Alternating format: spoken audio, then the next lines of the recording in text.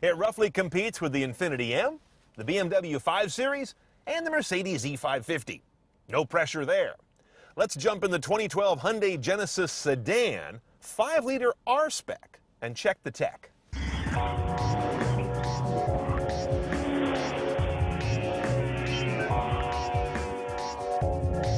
Now, from the outside, there's nothing terribly exciting about the Genesis sedan. Nothing bad about it either. It's kind of like a more evolved Camry, and I don't mean that as a backhand compliment. It doesn't have a lot of aero kit stuff, bulging fender wells, staggered wheel sizes, or any of the typical cues of an AMG or an M car. But that's okay because it doesn't want to play at that lofty level. Now, the first thing I say when I get into the cabin of the Genesis is it's quite simple. It's kind of restrained. Part of that is because they're competing with some very elaborate cars at a much lower price point. And here's your standard head unit on all these 5-liter R-Spec cars. That's an 8-inch color LCD. It's not touch. It's all operated by this controller here, which is kind of in the iDrive Audi MMI family. As you can see, the map resolution is really good. And even when I zoom well in, I'm going to get really nice, tight dot resolution, very good fonts on the actual street names themselves. But most folks are just going to enter an address. You can do that, of course, a couple of ways. You can go to this navigation menu right here, or you can use voice command right here on the wheel. Let's see how well it works. As you can see, I've got to tell Stupid that I'm in the navigation command mode, even though I hit the voice button while I was in navigation. That's a huge fail. Now, the other issue I've got with this guy is this weird mishmash of back commands. Back commands are critical in a car when you want to go back in your crumb trail to where you were. There's a back button here, but it doesn't always take you back. So if I go to the radio settings here, for example, and I want to go to some settings, and I go over here and I play with my tone controls, and then I want to go back to this menu on the left, you would think the back button would take me there, but it only gets me halfway there. Then I've got to go do something different to go continuing back to this menu, and that is use the knob to go left. So it's a weird mix of back button and left kick on the knob, and you never really know which is which. Another problem here, very complicated mess of buttons. There's map and guide on one button, and there's navigation and menu on another button. I don't get it. Now, in terms of driver assistance tech, this car is kind of low-tech, high-tech. There's no blind spot technology available, for example, but there is a button over here for lane departure warning. It is an advanced technology, but it's a warning. It's not the kind that gets in the way and will actually get you back in your lane. So it's kind of a middle. The warning comes through beeps in the car, and I think it yanks on the seat belt, kind of judders the belt, as opposed to some cars that will shake the wheel, others will shake the seat. Same thing goes for parking. There's no automatic parking technology available on this car. You've got a nice rear view camera, but it doesn't do anything particularly novel. It doesn't show trajectory. It just gives you some distance markings and some curb lines. But again, it's stock, as are bumper sensors around the vehicle. As you'd expect in this car, one choice only on the gearbox, not a manual transmission. That's not where this fits. This 8-speed automatic is pretty impressive. That's a lot of gears. And again, that's going to be very much at the top of the stack with the number of cogs you're going to get in a transmission these days. And as we're going to see on the road, it works pretty well.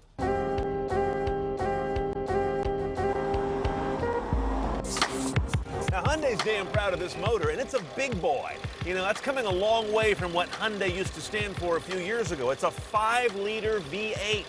It's gotten awards for being just a really beautifully engineered motor, and the numbers are good. 429 horsepower, 376 foot-pounds of torque.